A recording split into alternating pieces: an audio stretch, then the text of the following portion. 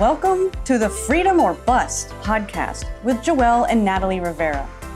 You are here because you will accept nothing less than the freedom to determine your destiny, do what you love, and fulfill your life's purpose. We believe that self-employment is the ultimate form of empowerment, and our mission is to bring you guests whose powerful entrepreneurship stories and real-world advice will give you the inspiration and tools to create a business and life that you love. Today's guest is Paolo Dijon. He's a self-proclaimed programming geek who fell in love with coding when he got to college, even though he grew up in a small village in Mozambique, Africa, where he didn't have access to computers. Paolo's opportunity to attend high school for 1 year in the United States instilled a dream within him to move to America. Through a series of almost miraculous events, Paolo immigrated to the United States to attend college, where he discovered his love of coding and received a Bachelor's Degree in computer science and got a job building Android and iOS apps for a startup. The ability to thrive through uncertainty that Paolo developed during his life living in Mozambique and overcoming the challenges of moving to a new country prepared him to be a natural entrepreneur.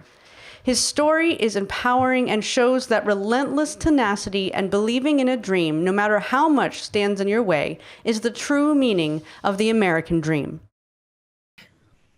So we're really excited about today's interview. Actually, this something that we got to connect a few months ago now in San Francisco, and we're just blown away by his journey. And we were talking to him. We're like, we really have to interview you after talking more with him. And we haven't been able to stop talking about his journey to our friends and families. And because it's such an inspiration to see what really your mindset, and not only that, your belief system in yourself, and willing to take risk and willing to say yes to life. And that's really what you've done. So we're really honored to have you here with us today. And we look forward to really sharing your journey with our audience. Yes, welcome. Well, thank you guys. We've talked about it before, I was so excited, blown away when we met in San Francisco, and I came home and I told my wife, like, oh my goodness, these two, they're just like rock stars. So it's an honor, the fact that you guys thought of me and invited me. I'm so honored. Thank you for having me. Well, we are definitely excited to help you spread what you do and share your story, because we know that it's going to inspire our listeners. So I'd like to start off by pointing out that, as we already mentioned, your journey to entrepreneurship started as an immigrant to the United States. And so I want you to take a moment just to tell that part of your story, because it's so relevant. And so I'd like to know, what was that first time that you had the dream of coming to the United States? Well, actually, I think I might have been 11 or 12, between 11 and 13. My father, this is true story, had a dream. I know this may sound very strange. And the dream he told me was that I was going to go away somewhere, in different lands and all this stuff. So, and I think that's where it all started. But even before then, I always wanted to go somewhere. I did not know exactly, I want to go to the United States but I just knew I had to go somewhere. And I was 11, 12, 13 between. And so that's really where I can remember. And when I started high school in Mozambique, I still had that in the back of my mind. But I think the older I got, the more focused, the more specific I became, because I wanted to go to a place where people spoke English, and United States, people speak English. But most importantly, I think what influenced me in picking, per se, United States was because everything that we consumed, media, music, you name it, everything was from the United States. And so growing up, it was all about, you listen to music, it's all music from the United States, you watch movies, Hollywood movies. So you kind of grow up thinking, I got to go to the United States, because that's where, where things that I want to do, that's where I'm going to be able to do them. So yeah, that's where it all started, really. So, and I know I've heard it, but our audience hasn't heard it. I think it's amazing how you first got to the United States, and And I think part of what I love about everything, even what you just said, is that you have a very magical journey of things just aligning. So can you share a little bit about how you first got to the United States? Yes. Oh my goodness. Well, I was in high school, and so in our high school, this is Mozambique. And so in our high school, we had what we call Peace Corps volunteers, right? So these are usually American students who have graduated university. So they usually, they can go anywhere they want to go to teach English or help out in whatever they can help out in developing countries. So we had two teachers. There were American teachers who came to our high school to teach. One was biology, the other one was English. So both of them, I had one for English, the other one for biology. Now, the biology teacher, her parents came to visit. So I was about 15, 16. I would say 15. Yes, 15 years old. And so when they came to visit, they were so overwhelmed with, poverty in Mozambique. They were just like, oh my goodness, people don't have shoes. This is really bad, coming from Montana, coming from the United States, wherever, things are different. And so they asked their daughter, my teacher, hey, what do you think we could do to help in any way we can, and they were like, well, we understand we could send money to an organization here, but we wanted something more impactful. They were asking their daughter, what do you think would be the best way for us to do to help? And so their daughter, my teacher, decided to say, you know what, you should take one of my students as an exchange student, because they had the experience of taking students, not from Africa, but from all over Europe, all over the world. And so they had that experience. So their daughter decided, you should do that because, except this time is going to be a student from Africa, one of my students. And so they were like, okay, we'll do that. Do you have anyone in mind? She said, yeah, I do. And she came, talked to me. She said, hey, she explained everything. And she said, would you be interested in doing this? I said, absolutely. Now, mind you, this is me already wanting to go to the United States, but not asking. I wasn't, being active about it. Like, okay, trying to find, it was just more of like a dream of mine. I always thought about it. I always had in my mind. And all of a sudden that happened, and she asked me, I think she had over 100 something students, where she taught a lot of different classes and so forth. And so she picked me. To this day, I don't know why, but she picked me, and that's how it all started. And so starting from, it took us about a year, because remember, I was 15 going 16, so I was a minor. So I had to, first of all, I had to get a passport. I didn't have a passport, and that in Mozambique took a little while. And then because I was a minor, I had to, my parents or the people who were responsible for me had to sign a paper, say, okay, it's all good, he can do it. In fact, because I was raised by my older brother, so he had his wife, his family, so I was one of his kids. And so when I went home and told them that had happened, that there was an opportunity for me to go to the United States, they thought I was just, kidding, or that was a joke. Because like, there's no way. What are you talking about, right? So it wasn't until months later when paperwork started showing up, like, hey, this is real. You got to sign this so that, like, okay, this is actually, so that's how it all started. And from that on, I had to go through the process of getting the visa, which was really, really intense, to say the least. But you only stayed for 1 year. Yes. Correct? Yes. And then you ended up coming back home. How was that experience of, obviously now that you've had this experience of living in the United States, to going back home? And then did you already decide at that point that you wanted to go back permanently? Absolutely. Before I even had left the first time, I wanted, because I understood, there was a 1 year thing, right? You couldn't just go in. Right. So I went 1 year later, came back, and I wanted to go back to the United States, but I couldn't because, there's money issues. You have to have scholarships. So there's a lot involved. And so going back to Mozambique after my 1 year, I wasn't very happy, obviously, because I wanted to stay, but I knew that you have to. And so it was really hard going back, number one, because most people in Mozambique didn't quite understand, what it all entailed, right? This exchange program. Most people, when I say most people, my family included, they thought, well, he's going to the United States, that's it. He's going there and go to college and live life and then start saving money. Hopefully it was something like that, right? How it goes. Yeah. And so me coming back, it was kind of a shock, like more of like, okay, what's going on? What are you doing here? And mind you, I'm now 17 years old, right?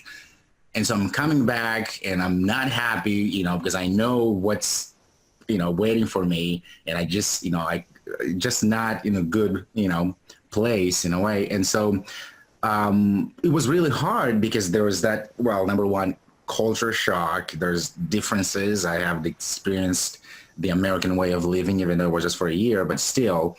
And so I didn't quite connect with my family and even with my other friends as well as I used to after that year. And so luckily I found my tribe, right? I ended up finding these expats and also other Peace Corps volunteers. Those were different ones because every 2 years they rotate. And they were the one that kind of helped me really integrate myself back to Mozambique, but not Mozambique, the real Mozambique, but kind of the subset of expats, if that makes any sense, right? Because they understood. And meanwhile, while all of this is happening, my transition and all that stuff. So I'm still working, actively working, trying to figure out ways to get scholarships to, get back to the United States for college.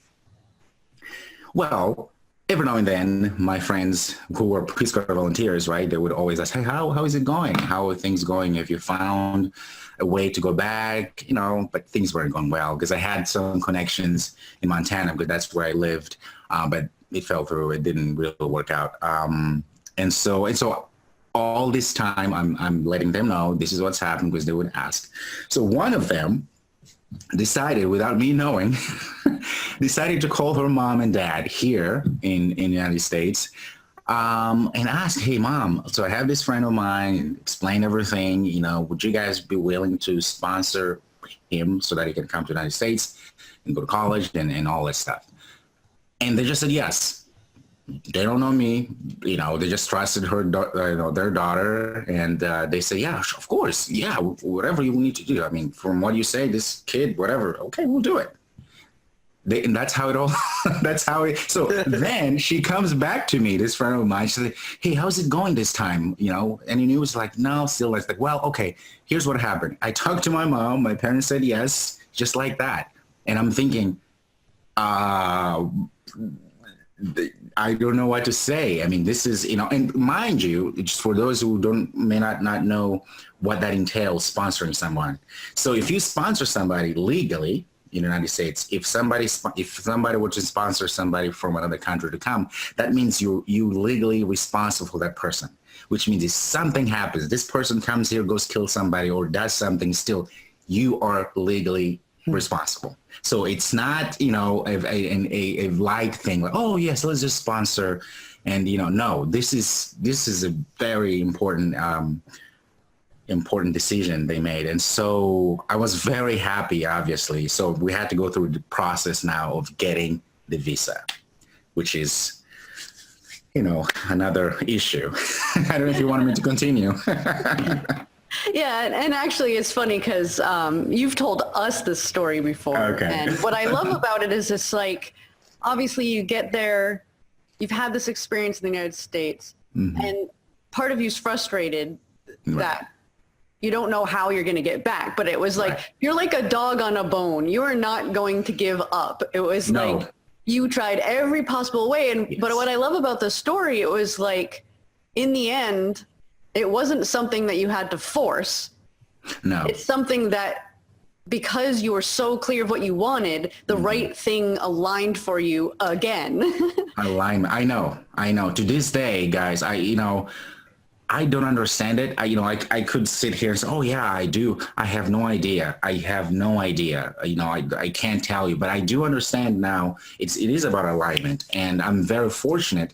But most importantly, I think, not to pat myself in the back, but I think, like you said, it's about listening. I've been thinking about it. In fact, today is what, the 24th, 6th, 23rd, 26th, right? Mm-hmm. Right. Well, the 23rd of this month was my 13th year that I came to the United States. So in 2005, on September 23rd, I literally came through Minneapolis, the entry point of port of entry, I should say, in Minneapolis. And I open up my passport, and they usually stamp something and they say there, you entered, and it says F1. F1 stands for student visa, which means you can just, as long as you go to school. And to me, that is so important because that signifies like a lot. It's like, it looks so like nothing now, but going back, I started thinking, oh my goodness, the things that had to happen for me to today be here sitting with you guys. I can't believe it. Well, and even the fact of, like you had talked to us about, getting your visa and getting rejected time and time and time again. And then was it your first sponsor? Yes. Yep. Yes, that was an uncle, yes. Yeah, so if you want to take a moment just to tell the story of what it took to get your visa, because obviously not everybody listening is going to immigrate to a country, but this process that you went through of getting the visa and trying every path you could and staying dedicated is exactly what it takes to be a successful entrepreneur. Mm-hmm. And so it's like, we can clearly see that everything that you went through really prepared you for what you're doing now. But I'd love you just to share that story briefly. Rejection. Okay. So I think to understand this is, so if you are, leaving your country and come to any other country, but like we're talking about United States, so I will make it specific, of course. You have to go through the embassy of the United States, which is a piece of land in a house, literally, that if you're inside, you are technically United States. Okay. So the process, it's very simple, but it can be complicated. So the idea is anybody who's coming to the United States is considered an immigrant. I wasn't an immigrant, right? So if you say you're an immigrant, that means you're migrating to that place, which means you're going to go to live there, forever, right? Well, they don't like that. No country likes that, right? Because there's other things, right? So you have to prove to them, in order for them to give the visa, that you have ties to your country. Now, you could say, well, okay, great. If you have your, ties to your country, could be your mom, your dad, if you have kids, whatever, right? Well, that doesn't mean anything to them. The ties to your country is more a financial tie, because that means, well, if you have a lot of money living home or business or stuff or things like that, you're tied to it, meaning you always want to go back to tend to it. That's the idea.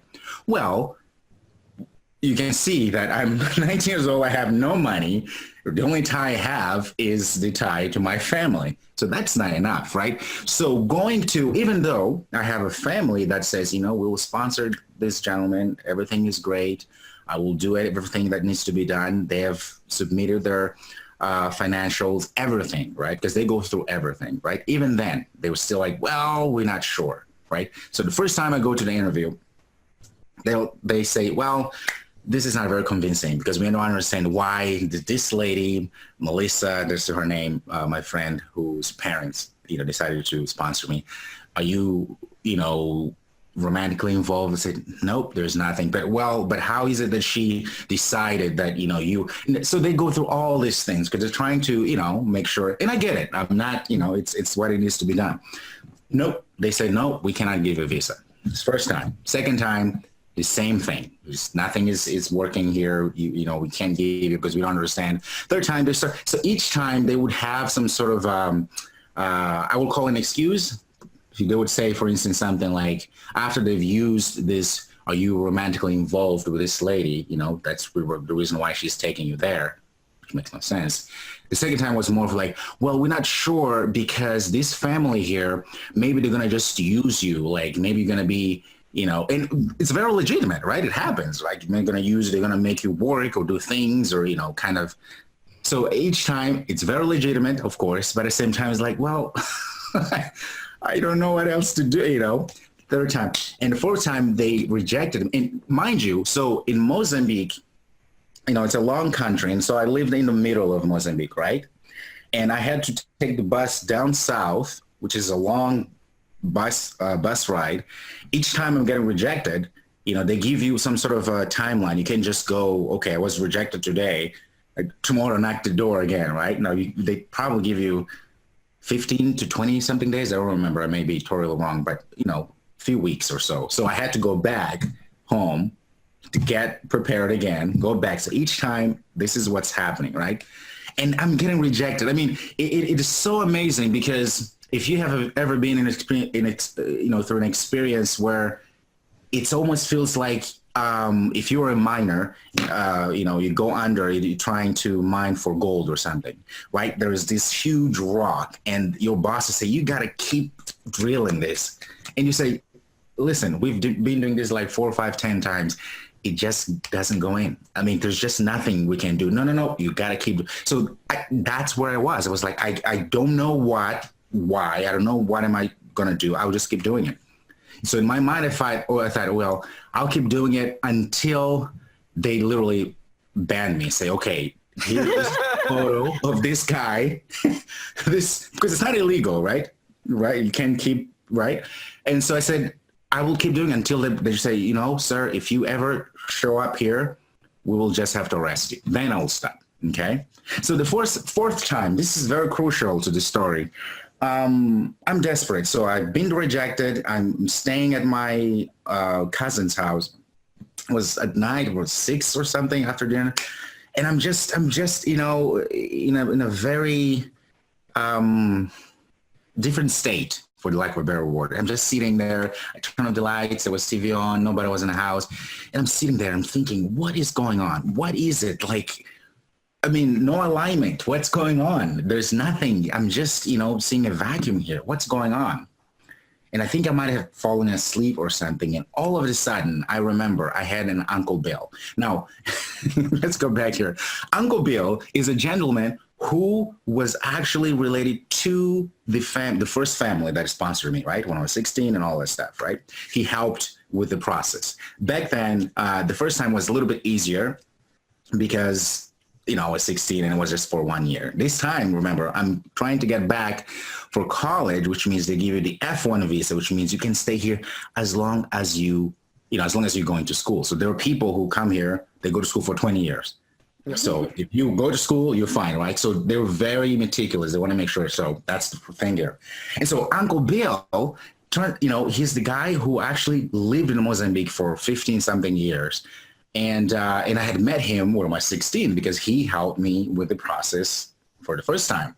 And then I remember, Uncle Bill, I have an easy email. I go to my computer. I remember putting I probably put it in all caps, my subject, Uncle Bill, Paolo needs help or something like that. And he emailed me instantly, like really there, like what's going on? I explained to him, I don't think he called. I think it was all through email this point. And so I explained what was going on. And he said, okay, can you give me the number of the family that is sponsoring me? So I gave them the number. I gave him the number. He called them. He was in the United States at that time. He called them, and then he emailed me back. He said, okay, I talked to your family and I'll see I'll take a look and see what I can do. Believe it or not, the next morning, guess who calls me? The embassy calls me. Mr. Dijon, you can come here. We'll give you the visa to go to the United States. Just like that. To this day, Uncle Bill doesn't tell me exactly what happened.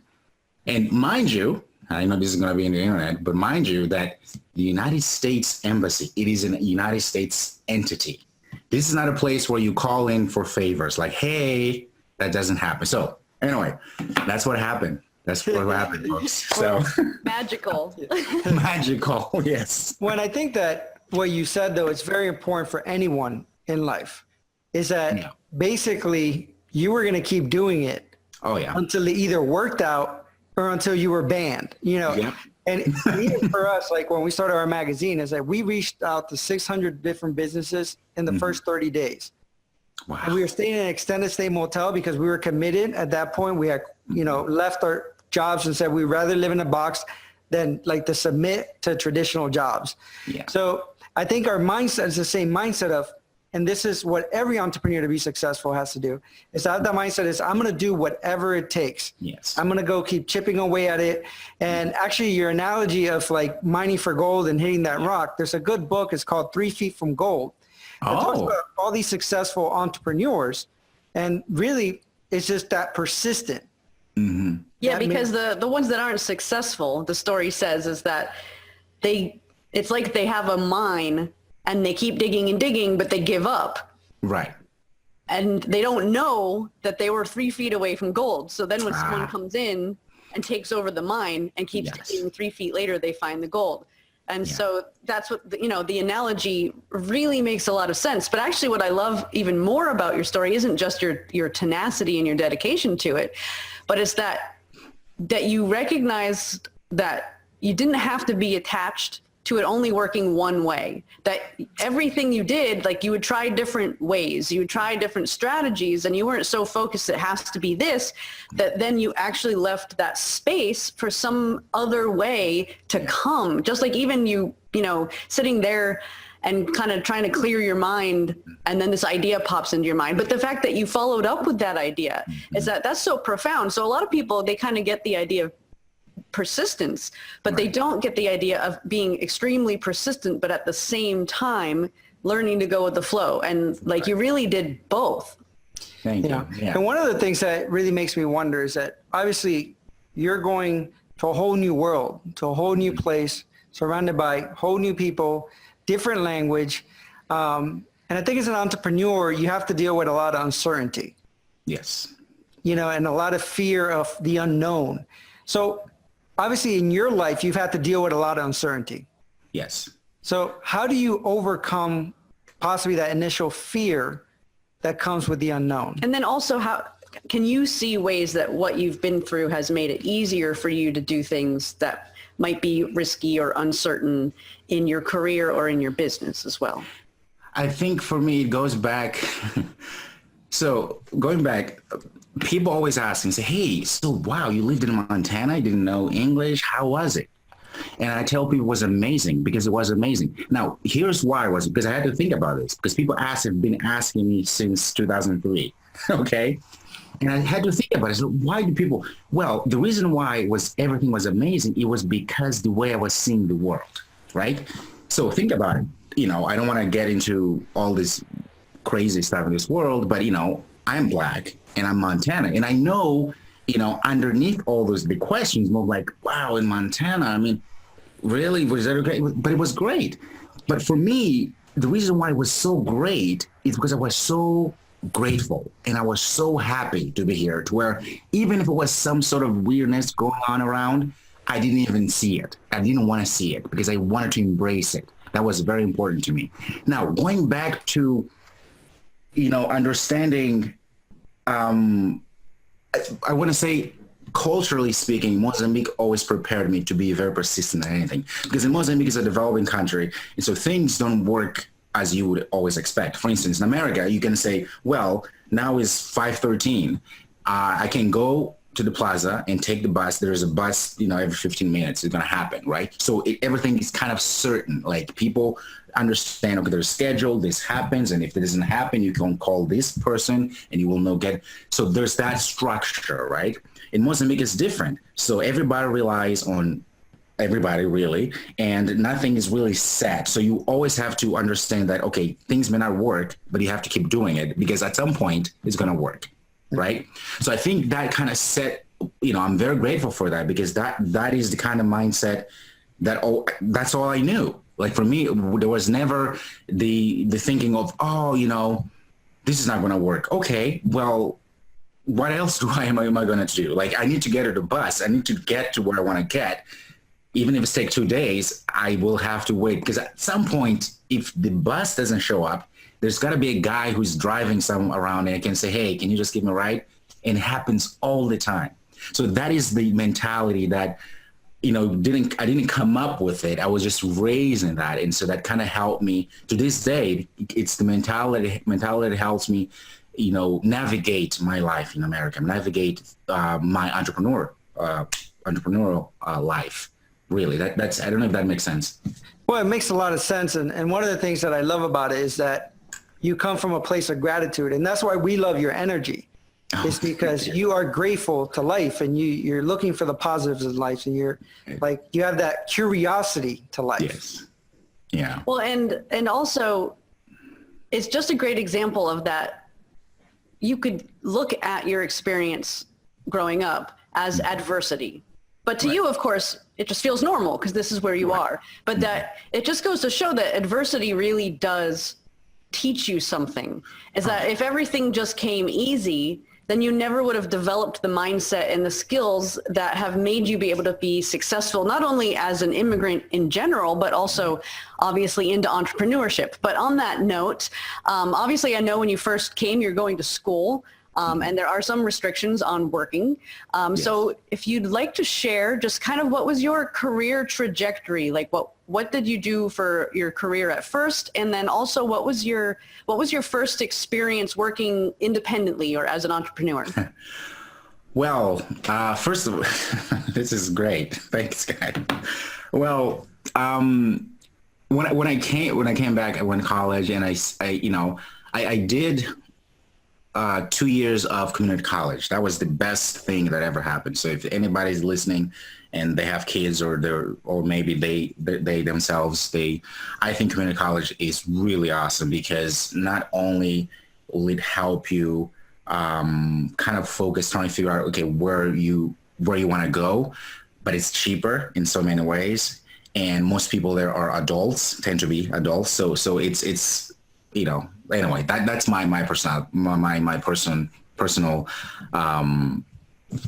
experience, I should say. So I'm pro community college. I know most people say, "Oh, community college is for," no, I think it's great. Okay, and so going back, I went to community college. I had to do ESL, English as a second language, which was awesome because it really, again, it helps with communicating, which is very important. And then I started taking classes. Now, all the while, I wanted to be a doctor, actually, a medical doctor. That was my ultimate dream. That's, it was a given. It's like, well, I'm going to be a doctor, medical doctor. I love science and all this stuff. But then I started doing research. I remember this. It was a summer, and I remember it was a summer before I would have had to then transfer to a university, college or some sort. And I was thinking, well, okay, so I want to be a doctor, but let me do some research, see what else is out there, right?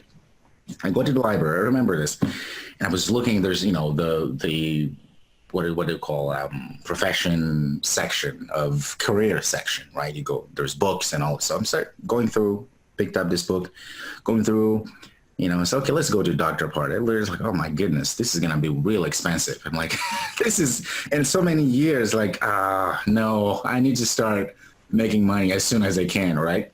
And I go through, and I saw a place where it said computer science. So anything with science just, got me very excited, right?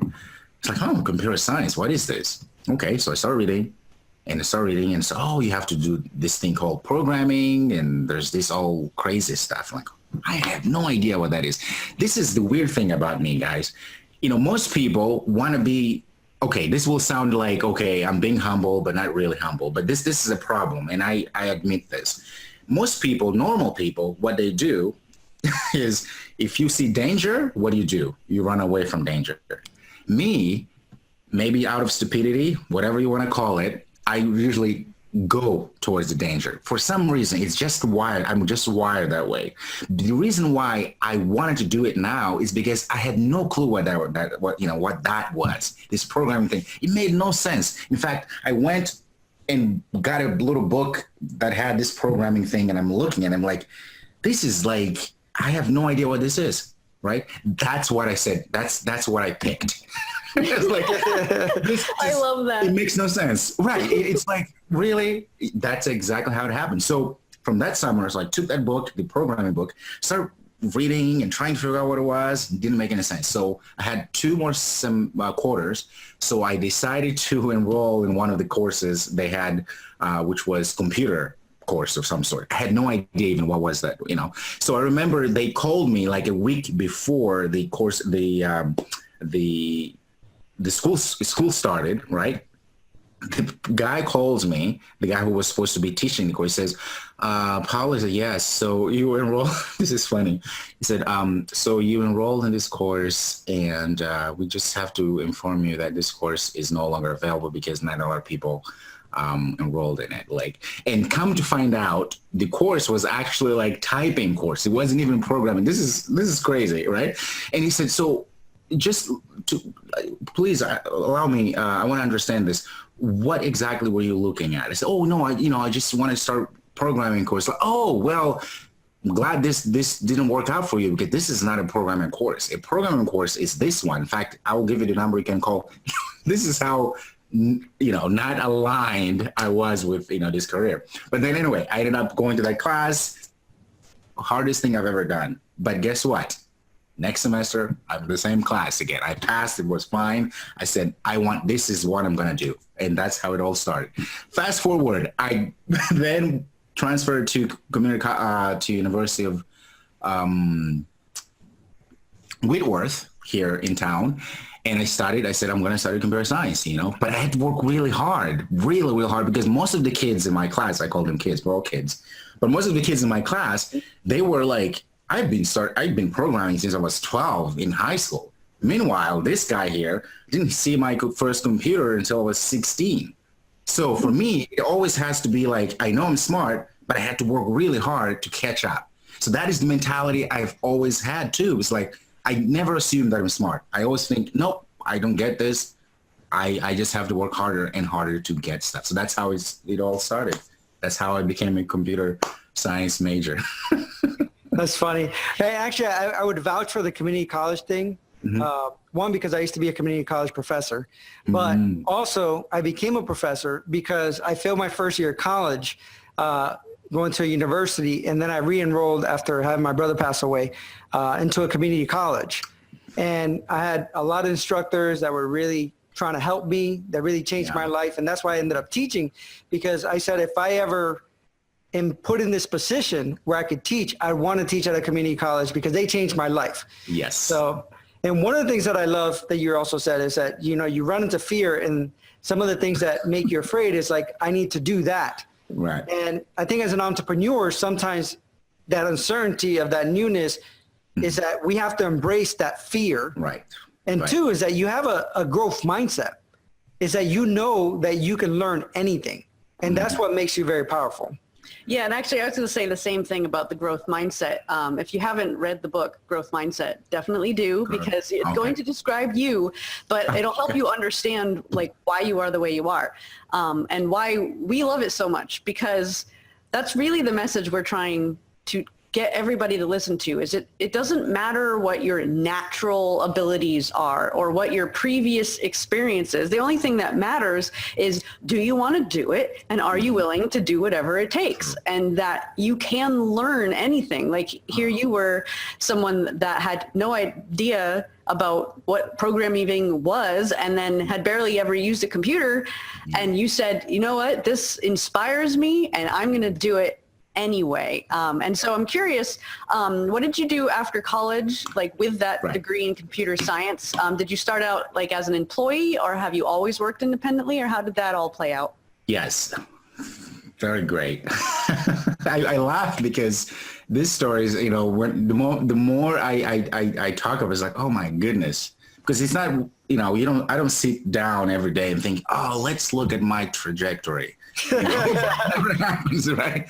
So thank you so yes, I did work for a company here in town, and for about 2, 3, well, let's, if you don't mind, let's go a little bit back. Okay, so I graduated in 2009, and then again as a student, an international student as they call us, right? The F1 visa, folks. Okay, if you're listening, go F1 visa. You can learn all this stuff.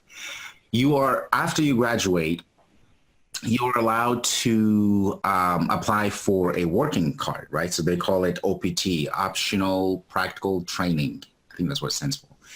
And so essentially it says, okay, he finished school, so he can have a year where he can go and work, and likely because my major was in computer science, and then it's part of the STEM, right? So they give you can extend it for another 18 months, right? So, but anyway, let's go back.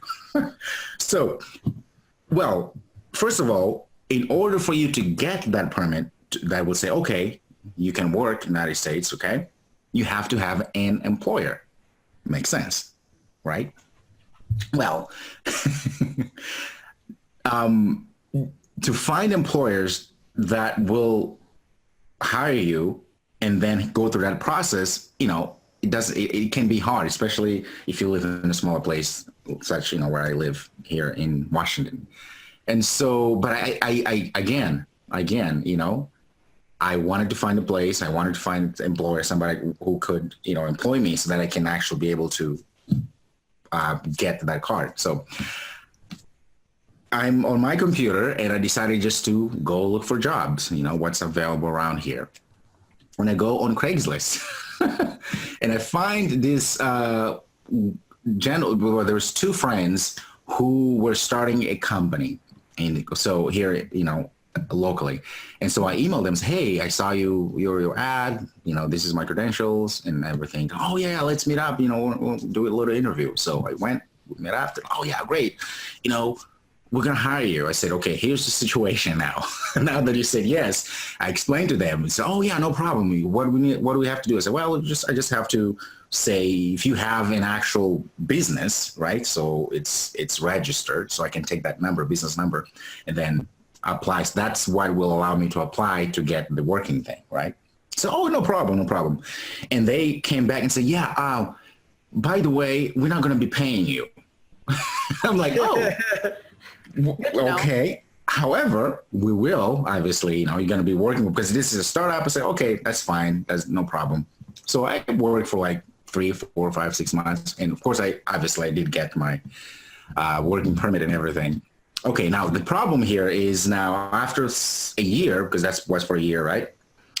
I have to apply for extension. So the idea is that within this year, they want you to practice whatever you studied and all that stuff. And hopefully by the end of that year, you can then apply for like a bigger job, all that stuff, right? So they give another 18 months to extend that permit, right? So, well, the thing is that with my current employer, which I think I ended up getting $180 for the whole year, really, no problem. They were going under. I mean, it was a startup. It didn't have anything. I mean, it was just like, hey, let's figure out this website thing and blah, blah, blah. It was great. So, well, they're going under. So now I'm panicking because in order, again, to extend, guess what? You need to have a business, any kind of business that is kind of related to what you do, what you study.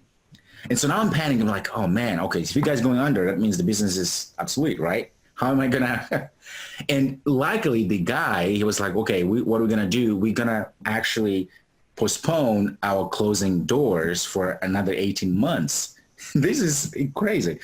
So that you can, are going to be you're going to be working for us, obviously, trying to figure out if we can get out of this mess, so that you can get that extension. That's how it happened. I got an extension. It was great. However, 18 months later, you were only allowed to twice, right? The first time and the second extension, right? 18 months later, well, I can't do the same thing. Now I have, if I want to stay in this country, I have two options. One, I could go back to school. Two, I would have to find a business, a legitimate business that will sponsor me to have what they call H-1B visa, which is the working visa. Like any person who comes to the United States to work, they get this visa. Now, here's the tricky part. It's a sponsor base, meaning I cannot just go and fill out a form just like I did before. A company has to say, look, this guy, Paolo, is so special to where we can't find anybody else in the whole United States who can do what Paolo does. In order for they, in order for me to get the H-1 visa, and you can understand that makes no sense because I'm not that special, right? So, but that is the kind of requirement. You are that special. Wow, I'm not that special. And so likely again, I found this company who was willing to do that. They were willing to. So the moment you find a company and they say, well, yes, we're able to go forward and do all this thing for you, to sponsor you, then you're okay, right? But then you go through another process. But anyway, so that was my trajectory. Now, I know there's too much here. So it got to the point where I had to go through the actual process of getting the H-1B visa, right? Well, before that, what happened is the company started going down, which means that they started laying people off. And I was one of them who was laid off. And fast forward, everything ended up fine. That's when I actually realized that I cannot, be reliant on other people's businesses for me to stay here. By that time, a lot of things happened. By that time, I had gotten married already, so I had no problems already with staying here and all these things. So, but to answer your question, that's when I started thinking. I was always an entrepreneur, but when that happens, being laid off, actually on our vacation, driving to on a vacation, and then I get the phone call. It's really fun, get that phone call from your boss, say, hey, what are you doing? He's like, you know what I'm doing. I'm on vacation. Oh yeah, no worries. When you get there, can you call me? And this is like, I have 3.5 hours of driving and you tell me that I need to call you when I get there. It's crazy. It's not good. It's not good. Get a hotel, the boss said, yeah, this is happening. So Monday when you get back, please come get your stuff. You and the other 30 people, we're done, So that's when I decided. I remember sitting with mom. I was like, you know what? This is done. When we get home, I'm going to go get my stuff. And then I will really just focus on my entrepreneurship. So long story. So were there any fears or limiting beliefs that you had to overcome in that process? Oh my goodness. As an entrepreneur? Well, yeah, just going, obviously you started out in a startup, which is actually pretty cool because it was good training, especially because they failed. So that's great training. But obviously it can also be really scary. So what was the hardest part for you as far as like your mindset or your beliefs or being afraid or making a hard decision? Right. I think the moment I started working for the bigger company, let's just call it that way, I think it's easier. I got used to getting a paycheck, right? You get a paycheck and it's very comfortable. You get home and everybody's happy. It's wonderful. It's like, addicting, right? And I think that kind of made me forget a little bit of the struggle per se, fears. But then when I lost that, I had to kind of go back in the mindset like, oh, wow, I was very comfortable. Not really, but I was comfortable because you're getting that very nice paycheck every 2 weeks or so. And fear really hit. I remember when I heard that I had lost my job, I try, you try to, compose yourself and just to be strong. But I just had this thing running in my head. I remember eating dinner with my wife, and I'm just there, I'm eating. And she, she's trying to be calm too, like, hey, it's all good. And I'm like, of course it's good, yeah. But man, and deep down, you're like, this hurts, right? I was afraid. I wouldn't lie. The fear for me was the financial. Obviously, the obvious fear is, oh boy. Financially speaking, like, what am I going to do? Like, what are the things? I have to go and find another job. But then, the moment I said I have to go and find another job, I was like, oh, I'm more afraid of that. Why? Because it's a cycle. Okay? Because I started thinking, okay, especially in the tech world, there's a lot going on, right? I can find a job anywhere, no problem. But the problem is, what would prevent them to get to the point and say, yeah, things are not going well, the company is not doing well, so yeah, I think, it's time for all of you guys to go, right? Then I'm back. right? So I was like, okay, I'm afraid, I'm really afraid of the fact that I don't have, I don't have a ways to make money consistently right now, but I'm young, I don't have children. It's just the two of us, my wife and I. Okay, I don't want to get a job because I don't want to go back to that cycle. That was my biggest fear. So I decided to swallow this money fear for now and really attack the big fear, which literally would haunt me for my entire life. If you think about it, we tend to work until we die, literally. So I figured, okay, I cannot do that again because that's not a good kind of fear. I want to eradicate that kind of fear. So that's what that really that's what motivated me to say I'm just going to go full on entrepreneurship. And I knew the risks. I knew it would be really hard. But again, being in Mozambique, I said, there's nothing, we'll figure something out. So. Well, one of the things that's awesome is that you recognize that your biggest fear was the uncertainty of having an employer and not knowing when that would end, and that fear was bigger than the uncertainty of knowing that you would have to create your own income. Which is really funny because so many people, they might have this idea or this dream of being an entrepreneur, but they're terrified of, being responsible to make their own living and the uncertainty of not knowing where their money's coming from. But what I love about your story is that there is no certainty in a job either. No. And that what we love about entrepreneurship, and actually one of the things we always say is that being self-employed is the ultimate form of self-empowerment because you are in charge of you. It's up to you to figure out how much money you want to make because you're also not limited. Like a job, it's only going to pay you so much. But as an entrepreneur, you can just keep getting better. You can keep growing. You can learn another skill. You can add something to your business. It's up to you. You get to choose. So it's like it's such a great example of the fact that really in life, we're always going to be choosing between one source of anxiety and fear and another source of anxiety or fear. True. And it's really looking at, honestly, and that's what you did, honestly, which one's worse?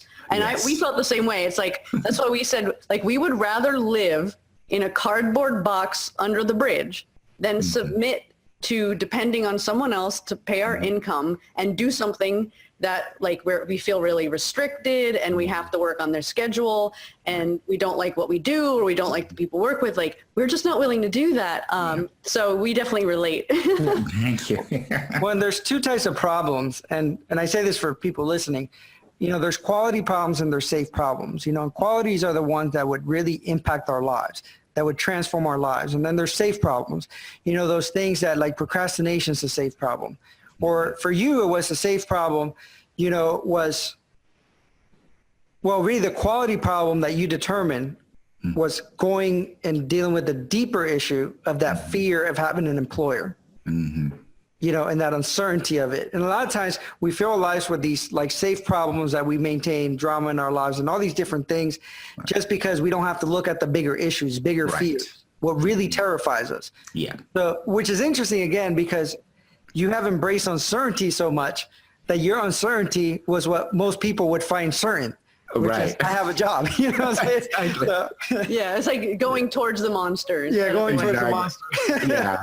But like you guys said, it's all about mindset, And the cool thing about tackling your fears and understanding that, we're so resilient. I look at babies, I don't have a baby, but I grew up, I'm the youngest of 13. So my sisters and brothers already had a baby. So I grew up with babies around. But one of the things that's important about babies, they're so resilient. It's insane. If you go online and look, for instance, in most remote places in the world, like where people were, most of us in America would say, oh my gosh, I can't believe people who live there. You'll see a lady or a gentleman with a baby walking around and baby's happy, he's running. And you're thinking that baby doesn't have, all the vaccination that we're supposed to have here. They don't have, electricity. They don't have running water, but it's growing. It's fine. Right. So that mentality, like you won't break. You won't break. You could literally, if you jump over the bridge, then that's a deal, right? But you know what I mean? And so, but it's all here. Well, and I think at the end of the day is fear of fear is our worst enemy. But in the moment, human beings are very resilient. Yes. And I'll give you an example. Like when I was sick and we would be there and I would be like, well, this might be my last moment. They're like putting stuff, IVs and doing all these things to me. And my blood pressure's through the roof. My heart rate's through the roof. My body's freaking out. And we would be laughing. And the doctors would be like, you know, like, what the hell is wrong with you? Like he must be delusional at this point. Yeah. But is that at our core, in our darkest moments, we find light because that is human nature. You know, and that fear of, well, can I deal with the situation is a lot worse than actually being in the situation. Right. With that said, what do you think is your biggest challenge as an entrepreneur? Well, my biggest challenge as an entrepreneur is to choose the battles because it's just all about battles, you know, but choosing the ones that will propel you to go to where you want to go. Right. And that is, I think, one of the things that differentiates people who make it and people who don't make it. But it's all mental again. One of the things that I try to do every day, in fact, I don't know if I told you guys, but what I do, this is how I divide my life. I have this thing called self-journal. It's really awesome. I've started using this for about 7 months now. It is awesome. And I'm not trying to sell this, but I'm just tell you what I do, right? To choose my battles. So this allows me to divide my working or professional life in 13 weeks increments, right? So every 13 weeks, when I start 13 weeks, I go through, I write down what I want to accomplish and what things I need to do to accomplish those. And then it's some sort of like a contract even. Like, okay, if I accomplish all these things in 13 weeks, what I'm going to do? Usually I tell myself I'm going to take my wife to a nice dinner or something special. Not for me, because now I have this kind of like impulse of say, oh, well, it's for my wife. And I tell her, you know, the big prize. So there's that pressure of like, I don't want to be a liar. So I have to actually get stuff done, right? That is my biggest battle. So what that allows me to do is to be focused on things that matter, right? Especially nowadays as an entrepreneur, there's so many things. You open the news, you open this, there's this new thing that happens, or there's this new Amazon thing I should go. I mean, there's just a bunch of things. Like trying to figure out, okay, what's working and how can I maximize my manpower, my whatever I have here to get through this and take me to other places. That is the main goal that I always, every day I have in my mind. And this helps me, right? It's called Self-Journal. I can give you the links and it's really good. So. Yeah, we can put the link to it in the show notes in case anyone wants to check out what it is. But I love the idea of that because it makes a really concrete goal. Yeah. It helps you break down what you're going to work on. And ultimately, it keeps you focused. So more than anything, that's the point of the exercise. Right. Yeah, and we don't use a snazzy journal like that, but we do have a similar process where we do it on like a 60-day cycle. And we're constantly checking in and seeing where we're at and reestablishing our priorities and our goals. And it's huge. Yep. And we hang it up somewhere visible. And then every week, you know, on Sunday we get together, we kind of look at what we're going to do for the week. Right. And Monday is like the best day for me. Like I love Mondays. People hate Mondays, but for me, Monday is get done day. You know what I mean? Right. You know, I hate that, you know, but it's like I do as much as possible. And I get excited if I get like 10 things out of my plate on Monday, and I'll work like 12, 13 hours on a Monday just because I get excited that I'm scratching things off. But I think that you're right. And I think one of the biggest challenges for anybody starting as an entrepreneur is knowing what to focus on. Because for us initially, we were like, squirrel, you know, this is happening. I want to get that done. Squirrel, this is happening. I want to play in that. And then we ended up with 5 different businesses. So we were overwhelmed, you know, too many things, and really not being able to really focus on what was going to get us to the next level. So I think that's great advice. And actually, what I would want to know, obviously, we've heard the story of how you became an entrepreneur. And just in a nutshell, Like, what is it that you do now? Like, where are you at now? I know that you're an app developer. I know that you're also an online course instructor. So just give us a rundown of what you're working on now, and specifically what you're working on right now that's like you're the most passionate about.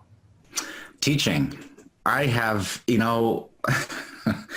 I've actually always been a teacher, because when I was in school, I was the kid that the teacher would ask me to sub, if that makes any sense.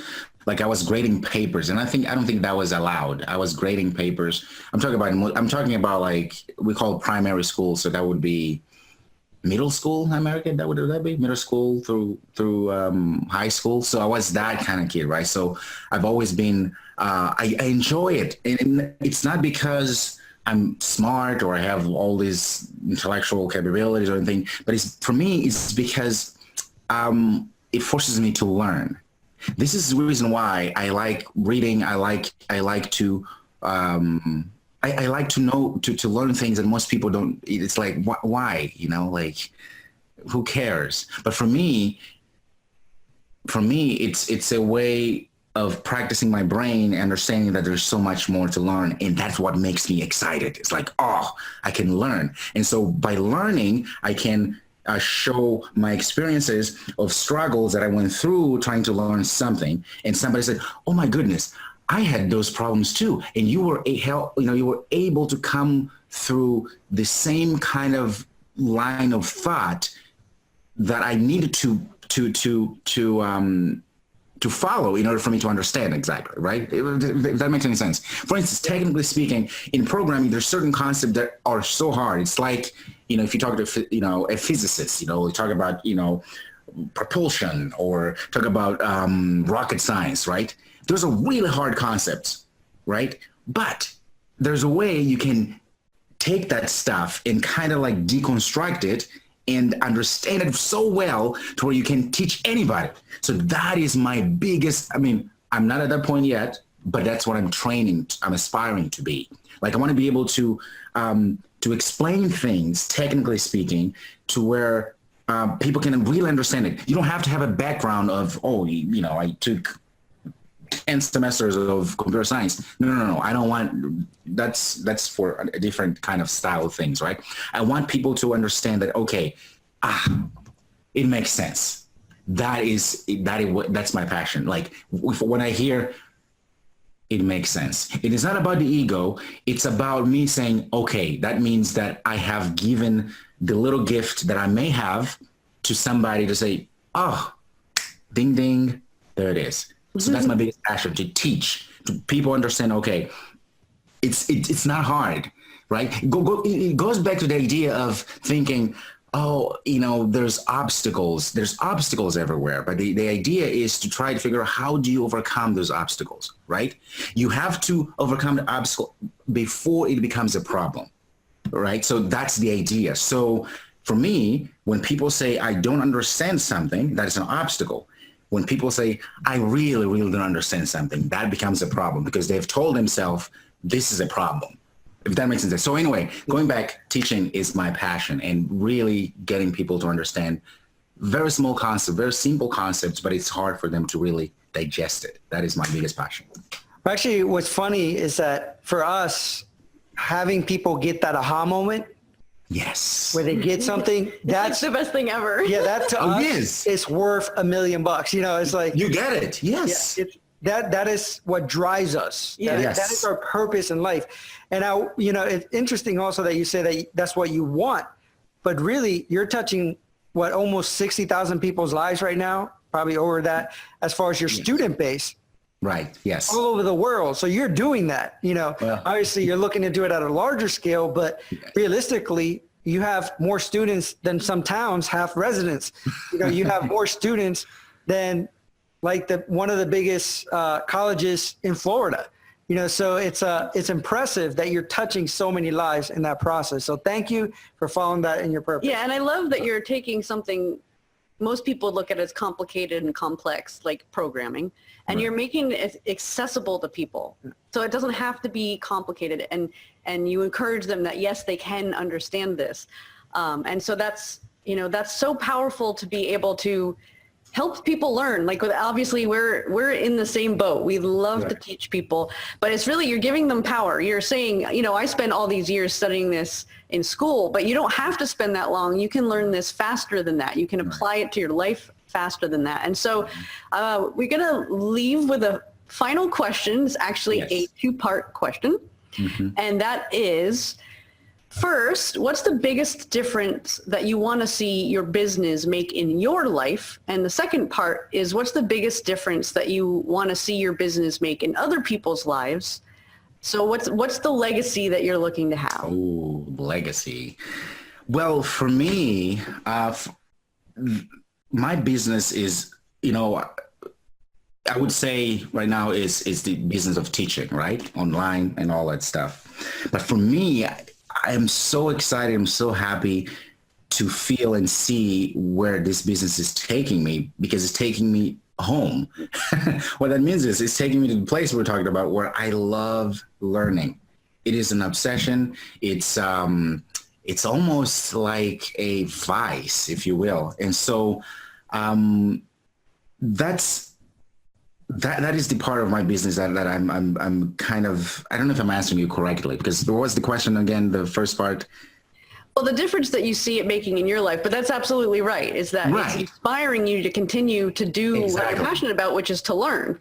Right. Now, in terms of what I want, I'll just say my legacy to be, the basic concept is, obviously, like we talked about, is to teach people concept that otherwise would have been so impossible to understand. Like it's too much, right? Because that's how we've been trained. But also, it's not just the technical part of the thing, because I've been thinking about it. It's all about solving problems, we talked about, right? So solving problems, your whole life is going to be about solving problems. So me saying, well, I'm hoping to empower people. I love the way he said it, to empower people into understanding that they can too do things. They can understand certain concepts, but it's probably so hard, so only brainiacs can understand it. But also it's to transpose that same thing into life, because it's all the same thing, right? This process that we go through, if you look about learning a language, look about learning a music instrument, if you look about learning a new subject, learning to dance, anything, it's a problem solving process, really is, because you don't understand. What do I do to understand it? Well, I find books or try and figure out, who knows about this stuff. I study it, and then I practice it, and then I keep doing it, and then I become a pro.